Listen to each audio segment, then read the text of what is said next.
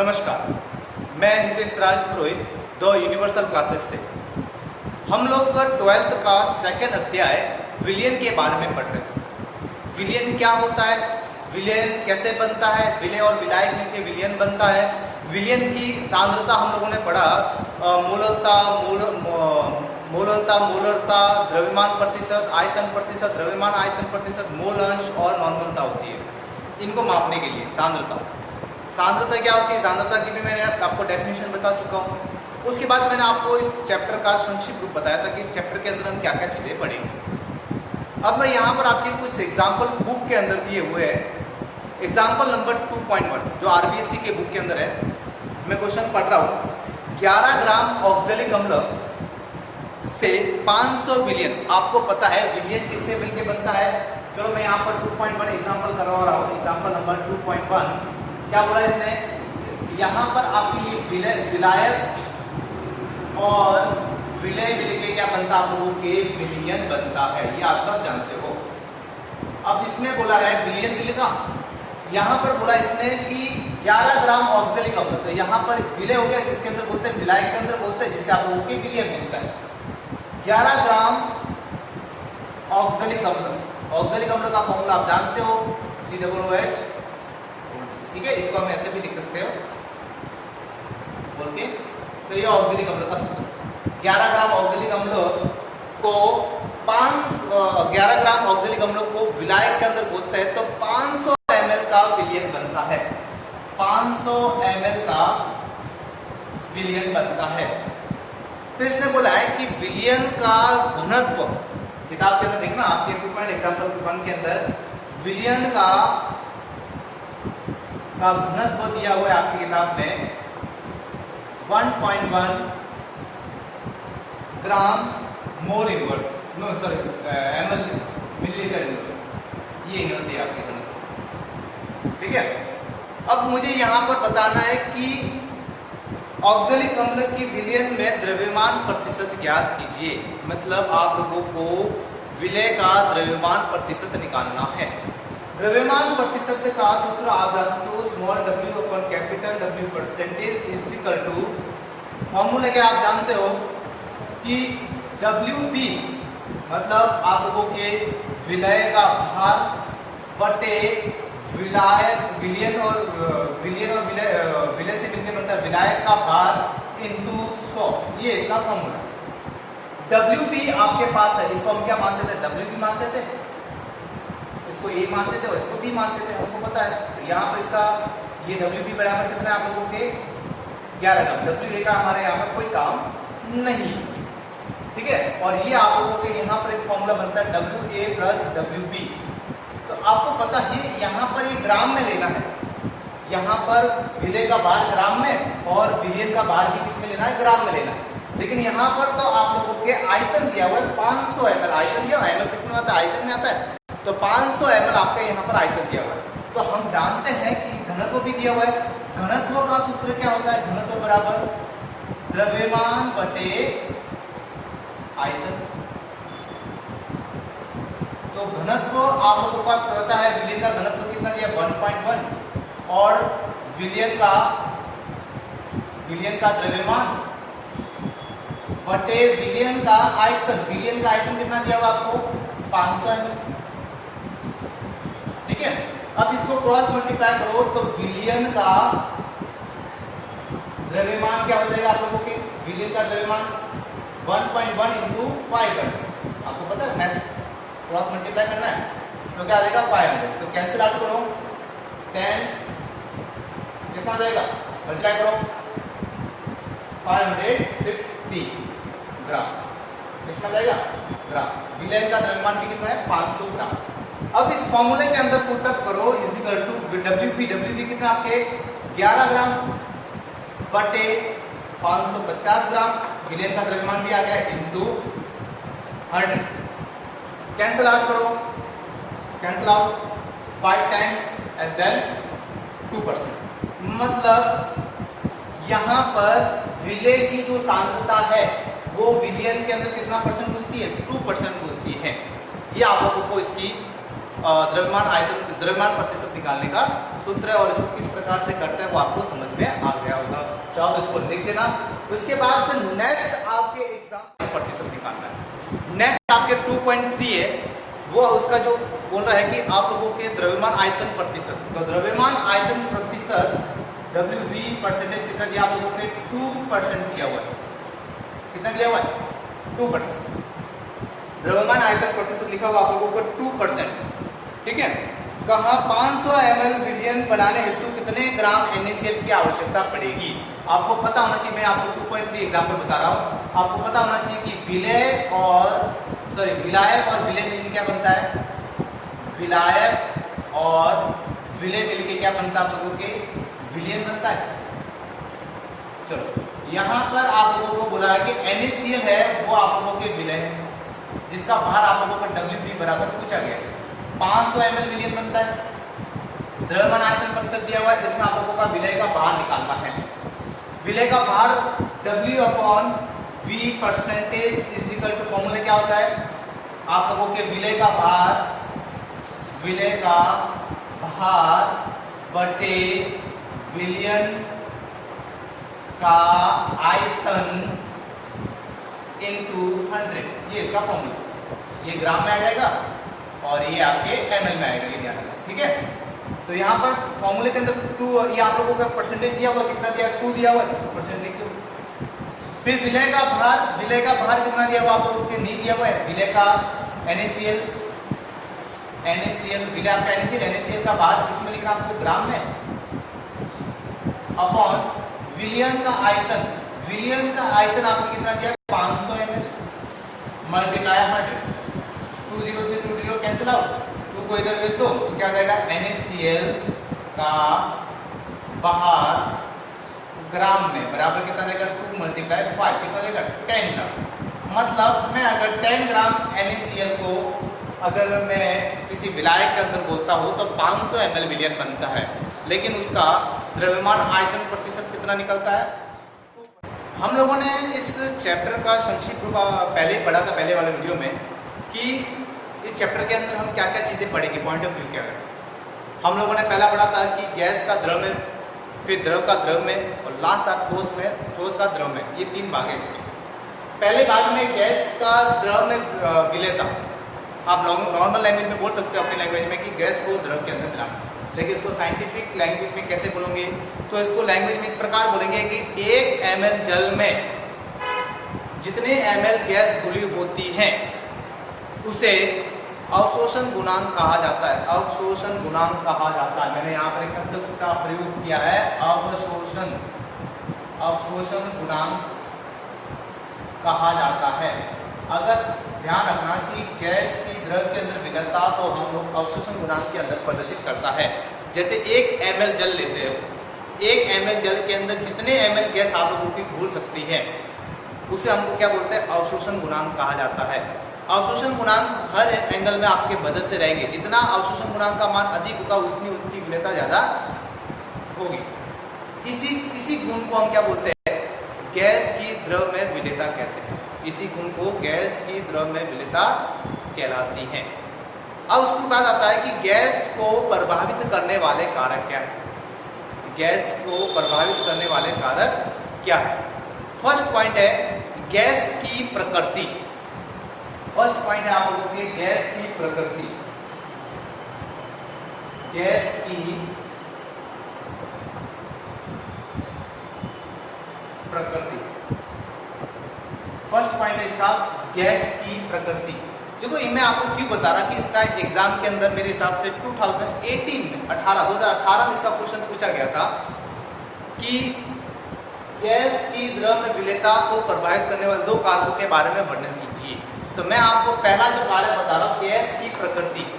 ध्यान रखना कि गैस जब द्रव के अंदर जितनी आयनित होगी उतनी उसकी विलयनता क्या होगी, बढ़ेगी। मतलब गैस जितना पूर्ण रूप से आयनित होगा उतने ही वो जल के अंदर पूर्ण रूप से क्या करेगा, आपके घुल जाएगी। मतलब गैस किस प्रकार की होनी चाहिए, आयनीकृत होनी चाहिए, plus positive charge and negative charge वाला, मतलब जो आयनों में विभक्त होती हो। आयनों में विभक्त होती हो वो अगर हम लोग किसी द्रव के अंदर मिलाते हैं तो उसकी विलयनता क्या हो जाती है, बढ़ जाती है। इसका मतलब इसका अवशोषण गुणांक का मान भी क्या हो जाएगा, बढ़ जाएगा, और अवशोषण गुणांक का मान बढ़ेगा तो इसका मतलब गैस की द्रव के अंदर विलेयता क्या हो जाती है, बढ़ जाती है। ठीक है, उसके बाद आता है आप लोगों के विलायक की प्रकृति। विलायक की प्रकृति कैसी होनी चाहिए, गैस उसके विलायक की प्रकृति कैसी होनी चाहिए, अगर गैस और विलायक दोनों की प्रकृति समान होनी चाहिए। जैसे आप गैस ध्रुवीय लेते हो तो विलायक भी ध्रुवीय प्रकृति का लिया जाएगा, तभी वो आप लोगों के गैस द्रव के अंदर घुलेगी। मतलब पहली बात आ गई विलायक की प्रकृति, दूसरी बात क्या है इसमें, विलायक की, पहले गैस की प्रकृति, दूसरी क्या है, विलायक की प्रकृति। और विलायक की प्रकृति क्या है, मैंने आपको बता दिया कि इसके अंदर गैस और विलायक की जो द्रव की प्रकृति, गैस और द्रव की जो प्रकृति वो हमेशा कैसे रहनी चाहिए, आप लोगों के समान रहनी चाहिए। ध्रुवीय ध्रुवीय होनी चाहिए या फिर अध्रुवीय अध्रुवीय होनी चाहिए, तभी आप लोगों के वो पूर्ण रूप से घुलेगा। जैसे HCl को, HCl क्या है आप लोगों के ध्रुवीय और H2O भी क्या है आप लोगों के ध्रुवीय, तो दोनों को मिलाओगे तो वो पूर्ण रूप से घुल जाएगा। तो ध्रुवीय ध्रुवीय प्रकृति का होना चाहिए या फिर अध्रुवीय अध्रुवीय प्रकृति का होना चाहिए। अगर हम लोग इनकी प्रकृति को बदलते हैं, गैस को अगर अध्रुवीय ले और विलायक को अध्रुवीय ले, तभी ये पूर्ण रूप से नहीं घुलेंगे। ध्रुवीय क्या होता है, अध्रुवीय क्या होता है, ये आप लोगों ने 11th में सीख चुके हो। नहीं समझ में आया तो मेरे कमेंट बॉक्स में जरूर लिखना।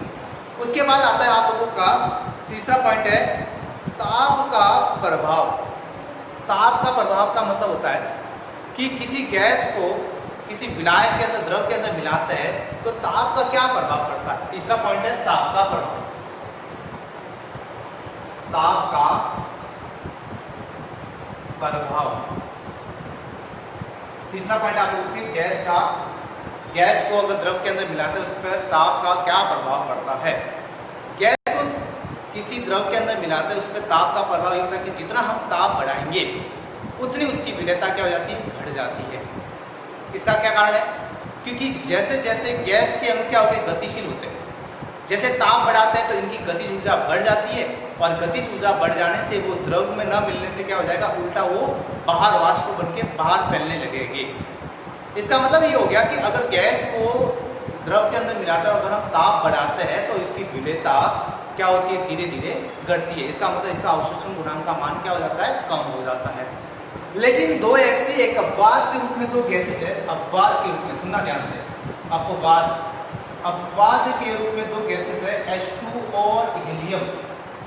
H2 और हीलियम आपके अपवाद के रूप में, H2 और हीलियम आप लोगों के अपवाद के रूप में, ये अगर इन पर ताप बढ़ाया जाए, अगर हाइड्रोजन और हीलियम को अगर किसी द्रव के अंदर ताप बढ़ाते हैं तो इसके अंदर इसका उल्टा हो जाता है, अपवाद के रूप में इसकी विलेयता क्या हो जाती है, बढ़ जाती है।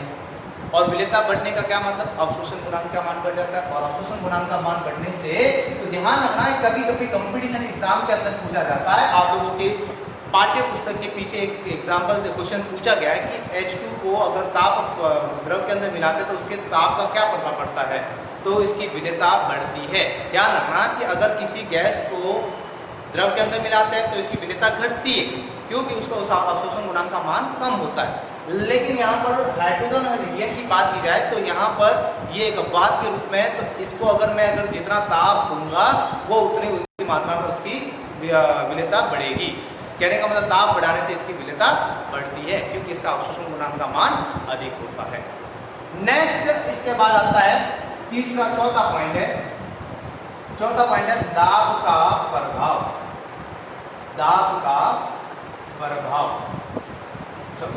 दाब का प्रभाव अगर किसी गैस को द्रव के अंदर मिलाते हैं तो बिना दाब के तो पॉसिबल ही नहीं है। तो दाब का गैस पर क्या प्रभाव पड़ता है, अगर गैस को द्रव के अंदर मिलाते हैं तो उस पर दाब का क्या प्रभाव पड़ता है। दाब के प्रभाव को समझने के लिए पहले हमको हेनरी का नियम समझना पड़ेगा। हेनरी का नियम है, दाब की बात की जा रही है तो यहाँ पर ताप को स्थिर रखा जाएगा। हम किसकी बात कर रहे हैं, दाब की बात कर रहे हैं, तो ताप को स्थिर रहेगा, टेम्परेचर को कांस्टेंट रखा जाएगा। तो यहाँ पर इसकी जो लैंग्वेज डेफिनेशन बढ़ेगी वो डेफिनेशन क्या है, देखता हूँ, देखो उसके बाद आपको समझाता हूँ कि स्थिर तापक्रम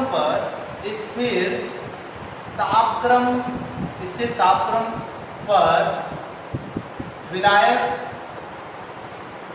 की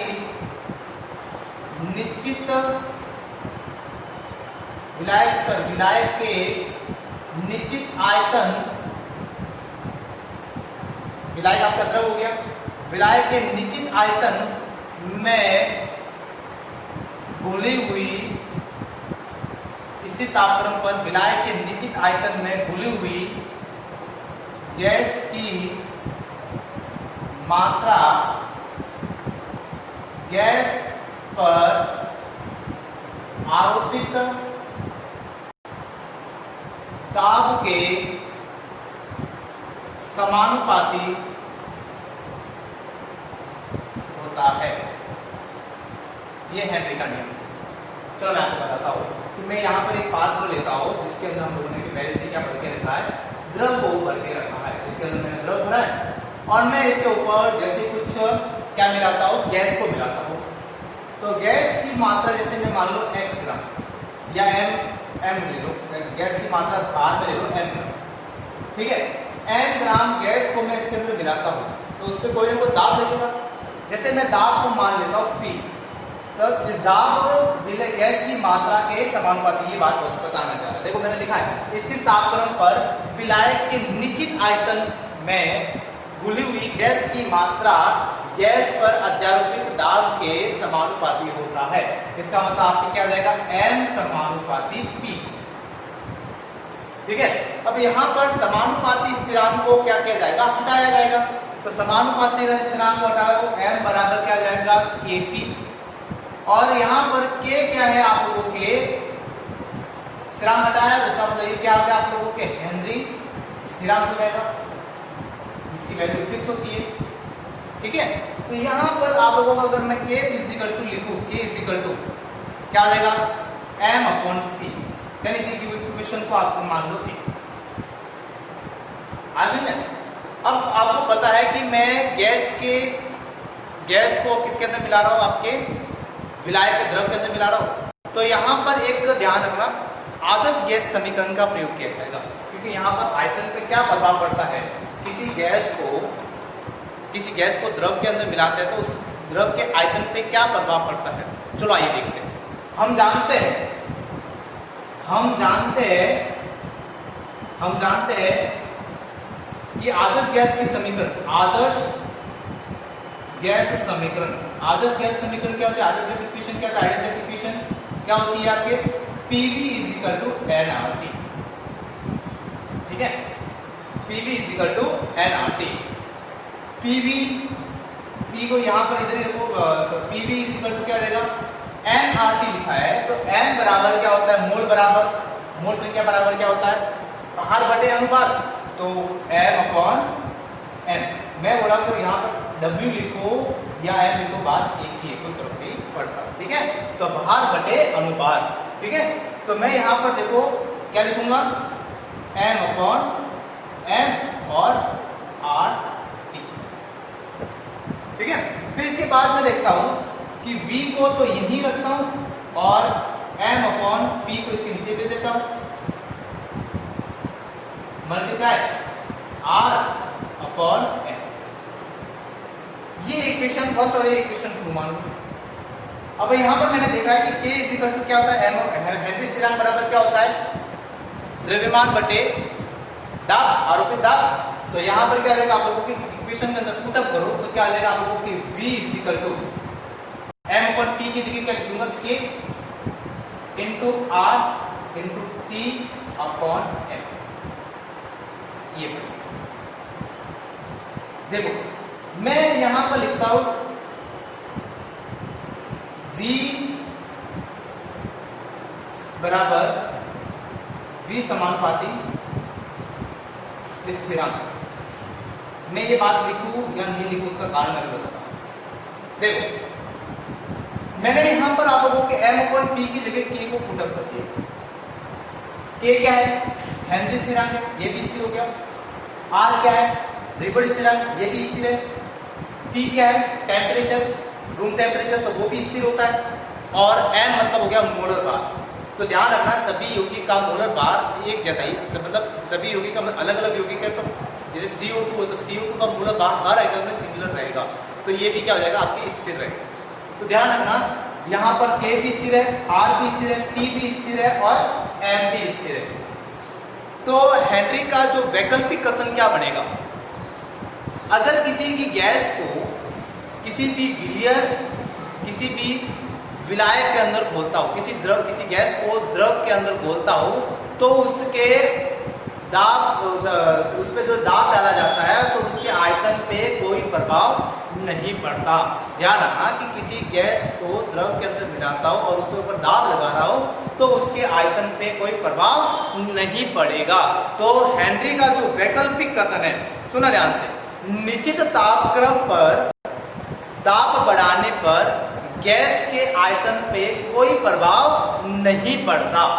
ठीक है, और ये इंपॉर्टेंट है, आपके क्वेश्चन बोर्ड के अंदर पूछा जाता है, इंपॉर्टेंट है, इसको लिख